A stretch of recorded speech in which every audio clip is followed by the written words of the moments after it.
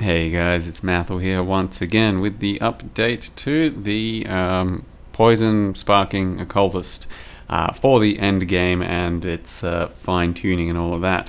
So the character, overall, pretty massive success as far as I'm concerned. It's probably a character I won't be beating on clear speed/feel. This league, possibly.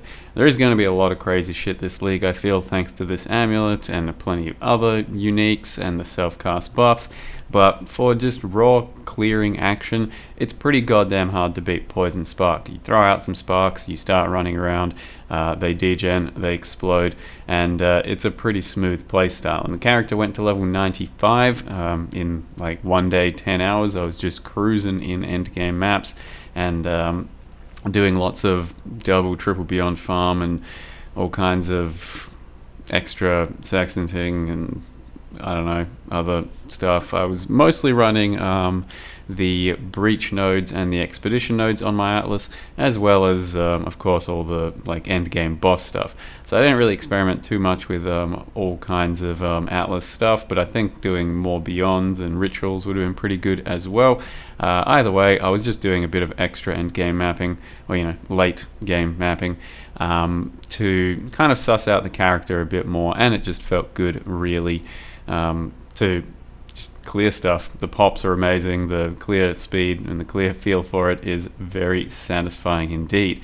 But I was mostly trying to flesh out the character a bit better because it was lacking a bit in its sustain or defense and all that. And in the end I had to kind of do just a little bit of work on the defense to squeeze in a couple extra auras and make sure I had something happening for the character. So you'll notice that I am shield charging a lot, so for the most part pretty much always wearing a shield. I do have my second wand on standby in case I ever want to go into dual wield and just have much better cast speed and damage for pure single target on bosses, but the ability to shield charge is pretty damn big.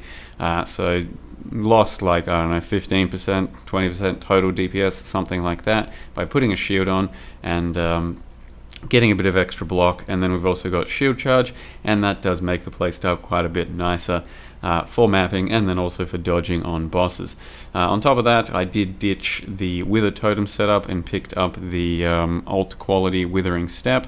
So it took a bit of getting used to, but basically wouldn't have to press a totem anymore, and instead every time I'd press the Withering Step nearby, then I would instantly put 10 or 11 stacks of Withered onto the enemy, which does kind of clash with your Flame Dash a bit, but once again that's the importance of shield charge helping us out.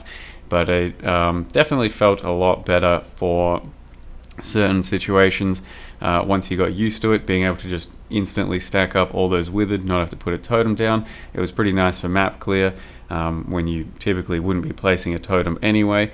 And ultimately on the previous day of bossing, noticed that it was kind of tough to keep up the Wither Totem on some bosses anyway, and especially the way we're kind of like having to run around a bit and dodge, and the bosses are kind of not always on the same screen. Sometimes the Wither Totem would die, so it definitely has its pros and cons, and being able to pre-fire with a totem is pretty important, I think, before a boss, but in this case, you just have to try and get used to not doing that. I don't think it's a big deal. You can definitely keep using a Wither Totem, but it also frees up a couple of extra sockets for your character if you want to fit in more other activities and auras. For example, I could have still done a Vile Haste, but I didn't end up doing that, and that would have been extra burst during boss fights and all that.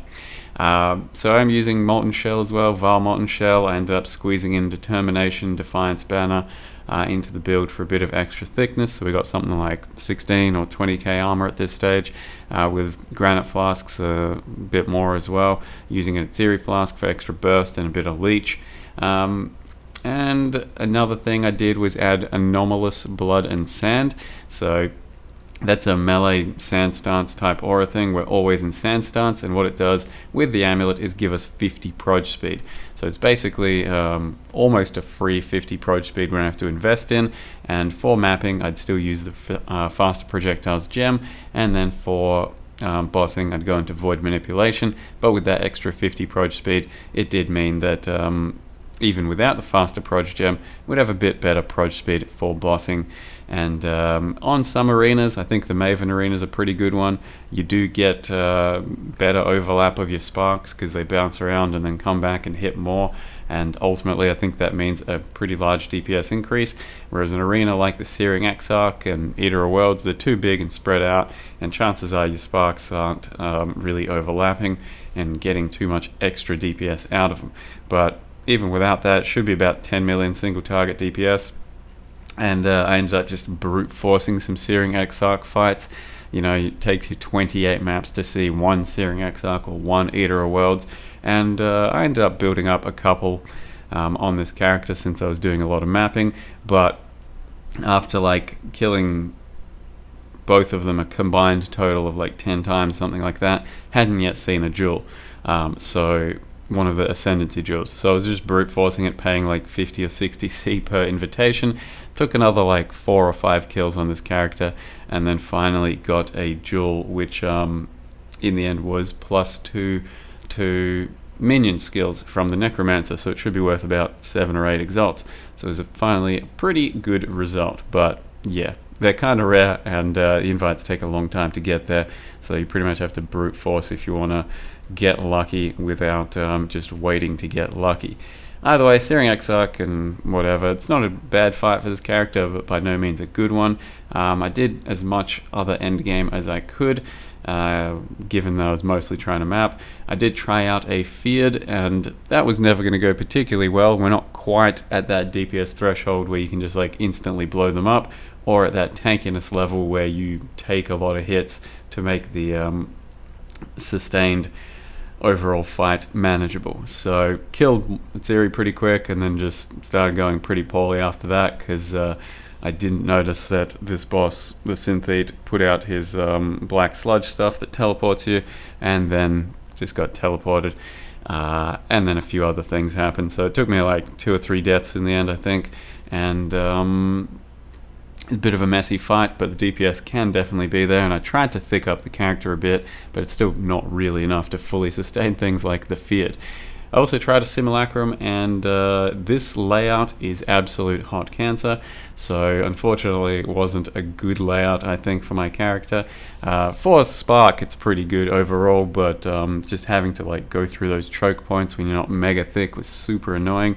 It was the furthest I've ever gotten on a Simulacrum with my fairly just basic characters, and it was wave 26, I think, is what I got to. I completed wave 25, but there are a few map mods that really shaft me hard, which is like, you know, reduced curse effect and can't slow things down, then everything's faster, and ultimately it did mean that only got to about wave 26. So I plan to do a bit more endgame on this character, but then bench it. Overall, Poison Spark, absolutely loved it. Basically, you need the Phantasmal Spark, you need the hat, not the hat, sorry, the amulet, and from there, it's a build your own adventure, I think. You can go as thick as you want. I could definitely afford to have cut a bunch of DPS and made a much thicker character, but that's just not my style. You can go as thin as you want and get way more DPS if you really want, but once again, that doesn't feel particularly good either. I tried to make somewhat in between, and this is where my character's at. Probably something like 10x to put this thing together. Very fun character, and the amulet opens up a lot of possibilities. So there it is. Thank you very much for watching, guys, and see you next time.